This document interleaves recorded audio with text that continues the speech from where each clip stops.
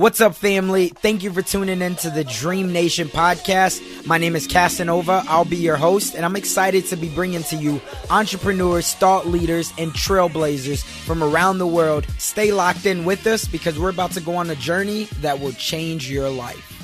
All right, so I'm not sure if you've seen, but one stat that I saw, which was absolutely crazy, was that we've had over 51,000 confirmed deaths just from this pandemic and this virus alone. Now, regardless if you believe it's all from this pandemic or what, that's not where this video is supposed to go. But if we think about it in such a short amount of time, and just depending on when you're watching this, 6 weeks, we've had 51,000 people taken from us. So that's a really big deal. And I wanted to make sure that I could give these tips to be able to focus on positives. And that leads off with number one. Number one is be appreciative. This is so important because a lot of the times we start only looking at our own problems. We only start looking at the faults or the small losses that we take in life in our day-to-day, which are not that big, because something that I originally heard was if it won't matter to you in 5 years, or even let's say 5 months, it shouldn't matter to you 5 minutes from now. Right? So if you have a small issue, and I know it could seem magnified at that time, but just ask yourself, like, at the end of the day, is this the worst that could happen to me? If the answer is no, then you have to be real with yourself and say, okay, I have to take a deep breath. I have to do some type of meditation. I have to focus on something that can allow me to take my mind off of this because I'm appreciative that I still have life. 51,000 people have not been able to wake up the next day. 51,000 people had plans for that afternoon, had plans for that next day, had plans for that next week, had plans for next month. So for you, the fact that you're even still breathing, you're even still living, that's a sign that you are blessed. So be thinking about that. Number one is you have to find ways to be appreciative. You don't have to, you get to. Number two focuses on energy. And if you've been following me for any amount of time, you know that I'm big on energy. I believe there's a higher power, but I be honest, I could probably debate you that their name is energy. Like that's what everything is for me. So for you, I would tell you, find ways to surround yourself with positive news and with positive people that will give you good energy. A lot of the times we get sucked into our own environment and it's a negative environment. And the thing that I learned early on was it's hard to heal in the same environment that made you sick.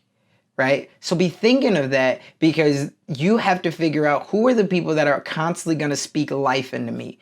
Who are the people that are constantly going to lift me up even in my times where I feel like I'm worthless, right? We all have problems, but you trying to one up someone else about your problems when they have the same problems only compounds the negative energy. So for me, I'm always looking forward to something else. I'm always looking forward to my kids coming home. I'm looking forward to going on a bike ride. I'm looking forward to creating another video, impacting someone else. I'm looking forward to a date night with my wife. I'm looking forward to a Duke basketball game. Whatever it might be for you, there's a lot of things that can bring you joy, bring you happiness, and bring you positive energy. Because the more positive energy that you can put into yourself, it's just like a cup. At some point, your cup is going to fill up and then it's going to overflow. Right? And can you then pass that energy along to someone else? That's what really makes this world such a beautiful place. When you see other people passing back and forth good energy. That's why conferences are so big, right? We all want to go to conferences because when you've been to any type of a conference that's on empowerment, doesn't matter if it's entrepreneurship or intrapreneurship. When you've been to any kind of conference that focuses on that, you're going to come out of there with ready to run through a wall. So when your spouse or when your friends or whoever asks you, hey, how was that conference? You're like, oh my, it was everything. You got to come back with me next time. Why? Is because they gave you good energy, right? Your energy was good. Other people could feel it. And now you start to build a tribe around energy. So number two is make sure that you stay positive. And the way that you do that is by having good energy. That brings it to number three. Number three is you have to figure out how to have a balance, right? And how do you have a balance? Because this comes up all the time. People are wondering, is there such thing as a work-life balance? And I used to always wonder this as well. Well, I'll tell you, in my opinion, there is no such thing as a work-life balance. Because if you love your work enough, I promise you, you'll constantly be working. But the goal and the key is to make sure that you have communication, right? What does that mean? I mean, you have to have communication in two forms. One, external communication with your family, with your spouse, with your kids, with your friends. So what that means is if you are looking to record a video today, if you're looking to do a podcast, if you're looking to work on your business, if you're looking to work on your book, it doesn't matter what it is. If you communicate externally to say, hey, from 12 to 2, I'm going to be in my office or I'm going to be backyard, and I would just like to have a little bit of peace so I can knock out, whatever it is. Now your family and everyone already understands. Whereas if you did not, and let's say you're trying to work on this book, but you didn't communicate that to someone, and then the kids come running in and are asking you some questions that you feel are not that important, even though in their world it is, then now all of a sudden your energy's bad. Right? Now all of a sudden you're frustrated. Now all of a sudden you're resentful. And the problem is that you didn't communicate that in the beginning. Right? If you would have, then you wouldn't have had these problems. So focus on your communication. The second part of that is you have to focus on your communication internally. The reason why I say that is because not only do you want to communicate what your goals, your dreams, and your strategy is for today with those around you, but you also want to make sure that you're delivering on that yourself. You want to make sure that you communicate that with yourself to say today from 8 to 9 a.m. I'm going to do emails or I'm going to follow up with whoever. But from 10 to 12, I'm going to make sure that I knock out 2 chapters of that book. I'm going to make sure that I get this podcast episode done. I'm going to make sure that I work on my business plan. And you have to follow through because it's small wins with yourself that will allow you to build the momentum. For every small win that you have, it lets you know and it lets your subconscious mind know that it's possible. That's what we're always looking for. A lot of the times we talk ourselves out of what we think is not possible.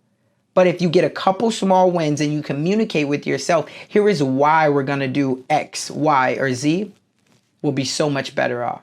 So number 3 is we have to find a balance, but that balance starts with communication. Communication with those around us, but then also communication with ourselves.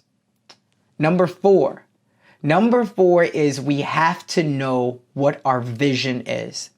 For so many people, it's hard for them to be a leader because they don't have a vision. They don't have anything that someone else can grasp onto. So I would tell you right now, you have to figure out what is your vision. And if you don't know, if you say, hey, I don't know the vision, then that's something that you want to sit down and really ask yourself, what is it that I want out of my life? Why do I want this out of my life? What happened to where I thought that this was something valuable to go after?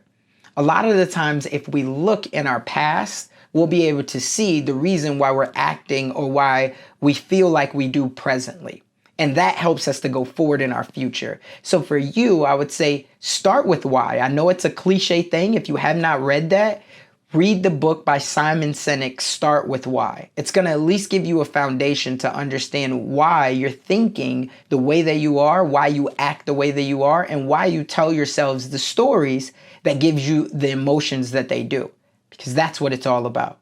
So number 4 is you have to figure out what is your vision. If you don't have one, create one.